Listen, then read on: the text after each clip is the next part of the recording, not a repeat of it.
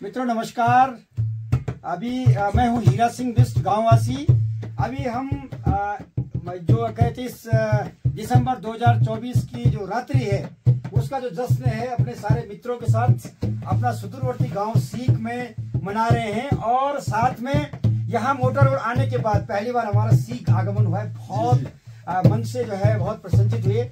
और हमारा जो है जो जिनका हम अतिथि बने हुए हैं श्री मोहन सिंह नेगी जी हैं, साथ में विष्ट बंधु हैं, भंडारी जी हैं, लक्ष्मण जी हैं। बहुत भव्य दिव्य तरीके से हम जो है आज ये अपना 2024 का जो आंग्ल वर्ष है इसको विदाई दे रहे हैं। और कुछ ही देर बाद आप सारे मित्रों को नववर्ष की शुभकामनाएं जो है हम प्रेषित करेंगे। एक बार जो है सारे मित्रों को नमस्कार करते हैं। अब आप देखिए हम पूरे जश्न के साथ जो है अपना झुमेलों के साथ जो है इस वर्ष की विदाई कर रहे हैं। तो ले चलते हैं श्री मोहन सिंह नेगी जी के स्वर से जो है